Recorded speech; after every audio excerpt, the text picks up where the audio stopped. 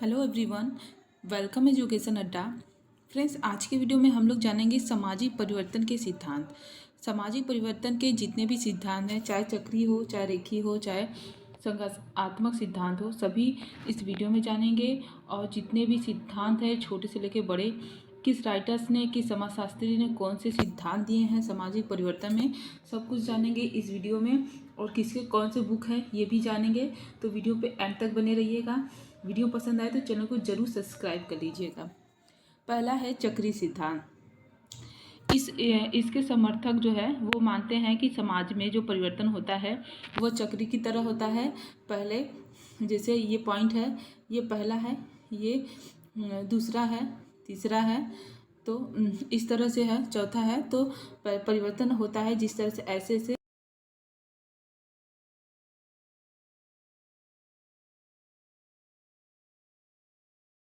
फिर इस तरह से ये जो चक्र है हमेशा ऐसे से चलता रहता है और ऐसे ही समाज में परिवर्तन होता है। चक्रीय सिद्धांत वाले ऐसा मानते हैं जितने भी समर्थक हैं चक्रीय सिद्धांत के। तो इसके समर्थक में आ जाते हैं स्पेगलर, टैनवी और पेरेटो और सोरोकिन। ये जो चार समाजशास्त्री हैं ये मानते हैं कि समाज में जो परिवर्तन होता है चक्रीय होता है। और आइए जान लेते हैं इन लोगों के कौन कौन से सिद्धांत हैं। तो सबसे पहले हम लोग स्पेगलर के सिद्धांत जानेंगे। सामाजिक परिवर्तन में स्पेगलर का जो सिद्धांत है, इनके सिद्धांत को उत्थान पतन का सिद्धांत भी कहते हैं और ऋतु जननीय परिवर्तन का भी सिद्धांत कहते हैं। तो ये दोनों नाम हैं, आप लोग कभी कंफ्यूज मत होइएगा। और इनकी बहुत ही फेमस पुस्तक है, इसी में इन्होंने बताया है। इनकी पुस्तक का नाम है the decline of the West. ये आया था 1918 में। कब आया था? 1918 में। और स्पेगलर ने 8 सभ्यताओं का अध्ययन किया था। कितनी सभ्यताओं का? 8 सभ्यताओं का। ऐसे क्वेश्चन आते हैं एग्जाम में, तो इसको भी आप भूलिएगा मत। इनका जो सिद्धांत है ये प्रकृति के द्वारा इन्होंने बताया है कि जिस तरह से प्रकृति में पतझड़ आते हैं, पतन होता है, तो कोई भी सभ्यता आता है तो उसका उत्थान होता है, फिर उसका पतन होता है, फिर पतन होता है तो उसका उत्थान होता है। इस तरह से ऋतुओं की भांति यह चक्र हमेशा चलता रहता है। और इनके सिद्धांत को निराशावादी भी सिद्धांत कहते हैं और प्रारंभ सिद्धांत भी कहते हैं और अंतकाल सिद्धांत भी कहते हैं। ये 3 तरह के इनके सिद्धांत को जाना जाता है। और आप लोग देख सकते हैं और ऊपर भी हम बता दिए, जैसे कि उत्थान पतन का सिद्धांत या ऋतु जननीय परिवर्तन का भी सिद्धांत कहा जाता है। नेक्स्ट है टैनवी का सिद्धांत। टैनवी का सिद्धांत है, बहुत ही फेमस सिद्धांत है, चुनौती प्रत्युत्तर का सिद्धांत। ये टैनवी का सिद्धांत है सामाजिक परिवर्तन में। टैनवी की पुस्तक है ए स्टडी ऑफ हिस्ट्री। इनकी पुस्तक का नाम है। इन्होंने बताया कि प्रकृति द्वारा सभी सभ्यताओं को प्रकृति द्वारा चुनौती दी जाती है। जो जितने भी सभ्यता हैं प्रकृति द्वारा उन्हें चुनौती दी जाती है। जो लोग जितनी भी अगर जो भी सभ्यता इन चुनौती को पार कर आगे तक जीती है वही समाज में टिकी रहती है और सभी सभ्यता का अंत हो जाता है। जैसे कि मोहनजोदड़ो हड़प्पा की सभ्यता हुई, बहुत ही ऐसे सभ्यता आई हैं और उनका अंत भी हो गया है। ये इनका सिद्धांत है। नेक्स्ट है टैनवी ने सबसे पहले औद्योगिक क्रांति शब्द का भी नाम दिया था। ये औद्योगिक क्रांति शब्द सबसे पहले टैनवी ने दिया था, तो ये बात आप लोग नोट डाउन कर लीजिएगा। नेक्स्ट है सोरोकिन का सिद्धांत। सोरोकिन जो है वो जो है इनका जो सिद्धांत है उसको सांस्कृतिक गतिशीलता का सिद्धांत कहा जाता है या उतार चढ़ाव का सिद्धांत कहा जाता है। इनका जो पुस्तक है उसका नाम है सोशल एंड कल्चरल डायनेमिक। ये सोरोकिन की पुस्तक का नाम है। इसी में इन्होंने सामाजिक परिवर्तन का सिद्धांत दिया था और इन्होंने स्पेगलर के सिद्धांत को गलत ठहराया था और बताया था कि परिवर्तन जो है घड़ी के पेंडुलम की तरह होता है या झूले की तरह होता है। इन्होंने इसमें 3 बातें बताई थी। इन्होंने कहा कि संस्कृति के 3 तत्व बताए थे इन्होंने। पहला तो है चेतनात्मक, दूसरा आदर्शात्मक और तीसरा भावनात्मक। जैसे ये घड़ी का पेंडुलम है, कभी इधर भी जाता है इधर भी जाता है, ऐसे बीच में आके ऐसे घूमते रहता है, इसी तरह समाज में परिवर्तन होता है। तो ये 3 तत्व इसने सामाजिक परिवर्तन का सोरोकिन ने बताया था। चौथा है पेरेटो। पेरेटो का भी सिद्धांत है, काफ़ी फेमस सिद्धांत है, अभिजात वर्ग का परिभ्रमण का सिद्धांत। ये पेरेटो का सिद्धांत है सामाजिक परिवर्तन का और इनकी पुस्तक है माइंड एंड सोसाइटी।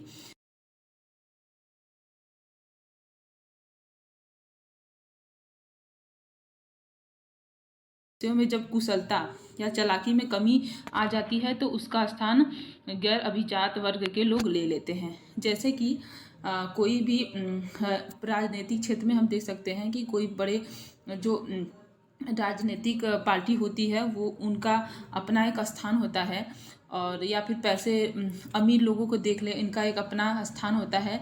जैसे ही वो अपने कार्यों में थोड़ा नरमी दिखाने लगते हैं या फिर वो उतना ध्यान नहीं दे पाते, वैसे ही उनके स्थान पे दूसरा कोई आ जाता है और उनका जगह ले लेता है। ठीक उसी प्रकार से समाज में परिवर्तन भी ऐसे इसी तरह से होता रहता है। नेक्स्ट है वेबलन का सिद्धांत। वेबलन ने अभिजात वर्ग को विलासी वर्ग कहा है। वेबलन ने अभिजात वर्ग को विलासी वर्ग कहा है और इन्होंने प्रदर्शनकारी उपभोग का सिद्धांत भी दिया है। वेबलन ने किसकी सिद्धांत को दिया है, तो इन्होंने प्रदर्शनकारी उपभोग का भी सिद्धांत दिया है। ये आप लोग को याद रखिएगा। नेक्स्ट जो सिद्धांत है वो है रेखी सिद्धांत। इसमें जो समाजशास्त्री हैं ये मानते हैं कि समाज में जो परिवर्तन है सीधी रेखा में होता है। इस तरह से सीधी रेखा में होता है। इसमें स्पेंसर, काम्टे, मार्क्स, पेल्बन, हाबाउस सभी आ जाते हैं इसमें। सबसे पहले है ऑगस्ट काम्टे ने सामाजिक परिवर्तन में इन्होंने तीन अवस्था बताई थी सामाजिक परिवर्तन का, कि पहले धार्मिक है, फिर तात्विक और वैज्ञानिक।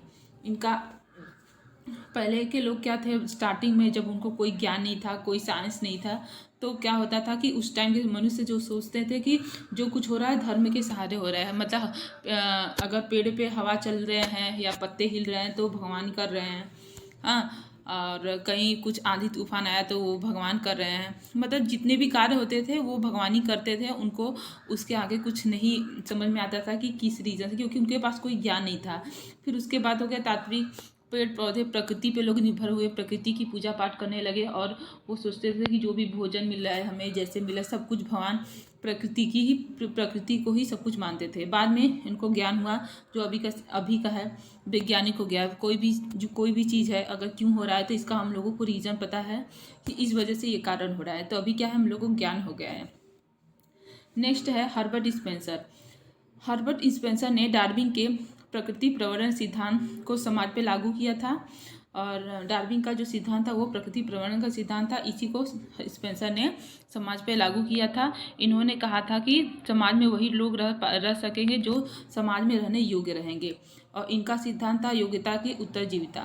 ये स्पेंसर का सिद्धांत है और इनका कहना था कि जो योग्य रहेंगे वही समाज में रहेंगे, बाकी सभी का नाश हो जाएगा, सब कुछ खत्म हो जाएगा। नेक्स्ट है द्वंद्वात्मक सिद्धांत या प्रविधि सिद्धांत, इसको बोल सकते हैं। इसमें सबसे पहले नाम आता है सामाजिक परिवर्तन का द्वंद्वात्मक सिद्धांत या प्रविधि सिद्धांत। इसमें सबसे पहले कार्ल मार्क्स का सिद्धांत आता है। कार्ल मार्क्स जो है उत्पादन प्रणाली के आधार पर ही कहते हैं कि समाज में परिवर्तन होता है। ये कहते हैं कि आर्थिक संरचना और अधोसंरचना में परिवर्तन होने पर संपूर्ण संरचना बदल जाती है। इसे इनके सिद्धांत को निराशावादी सिद्धांत भी कहा जाता है, और इन्होंने इतिहास के 5 युगों की बात भी कही है। इसी के आधार पर इन्होंने विभाजन किया है कि किस तरह से समाज में सामाजिक परिवर्तन हुआ है।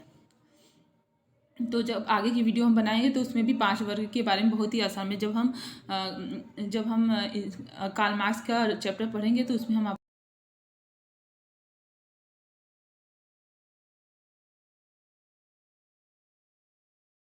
नेक्स्ट है वेबलन के सिद्धांत। वेबलन ने बताया कि जब प्रौद्योगिकी में परिवर्तन होता है तो संपूर्ण संरचना बदल जाती है, और इनके सिद्धांत को कहते हैं प्रौद्योगिकीय निर्धारणवाद इनके सिद्धांत को कहते हैं। और फ्रेंड्स सॉरी थोड़ा जल्दबाजी में ऐसा हो रहा है। ये जो है नॉर्वे के बढ़ई परिवार का भी अध्ययन इन्होंने ही किया था, और इन्होंने कहा था कि मनुष्य जैसा करता है वैसा बन जाता है। ये किसने कहा था? वेबलन ने कहा था। नेक्स्ट है हाबहाउस ने नैतिक आदर्श के आधार पर सामाजिक परिवर्तन को बताया था। इन्होंने कहा था कि सामूहिक जीवन और कानून और राजनीतिक जीवन के आधार पर सामाजिक परिवर्तन के बारे में इन्होंने बताया था। सामाजिक परिवर्तन का और भी सिद्धांत है, अन्य सिद्धांत है जिसमें वेबर आते हैं। वेबर ने सामाजिक परिवर्तन का जो सिद्धांत है उसमें धार्मिक आचारों और विचारों के द्वारा बताया था कि समाज में परिवर्तन होता है। और माल्थस इन्होंने बताया था कि जनसंख्या ज्यामितीय अनुपात में बढ़ती है और जीवन की दर अंकगणितीय अनुपात में बढ़ती है। इन्होंने बताया कि ज्यामितीय दर यानी कि 2, 4, 8, 16, 32, 18।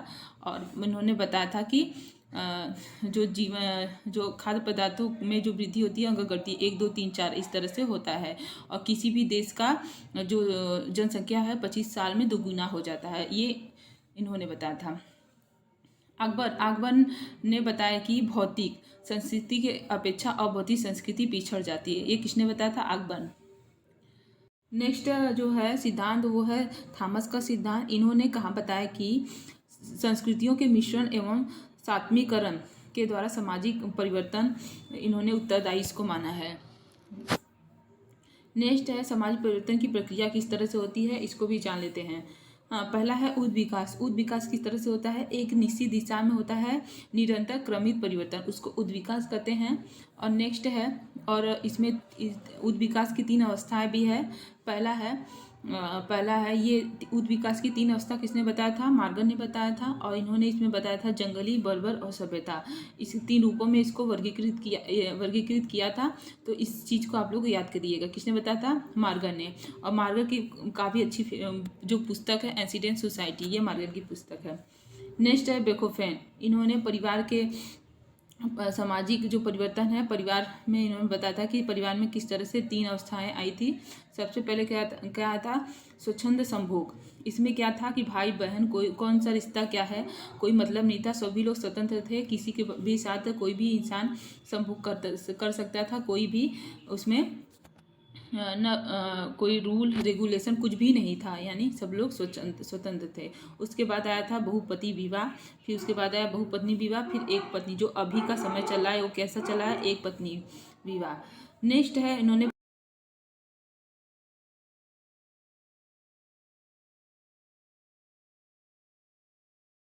परिवर्तन होता है, इसको क्या कहते हैं? प्रगति कहते हैं। और विकास जो होता है हमेशा सकारात्मक होता है, मूल्य के साथ ऊपर की ओर चलने वाला जो परिवर्तन होता है उसको हम विकास कहते हैं। और क्रांति क्या होता है? आकस्मिक होता है, यानी कि क्रांति लड़ाई झगड़े या अचानक से होती है और सब कुछ परिवर्तित हो जाता है। नेक्स्ट है वृद्धि विकास एक गुणात्मक तथ्य है, जबकि वृद्धि एक मात्रात्मक तथ्य है। सो फ्रेंड्स, वीडियो कैसा लगा? अगर वीडियो पसंद आए तो चैनल को जरूर सब्सक्राइब करें, लाइक करें, शेयर करें। जय हिंद, जय भारत।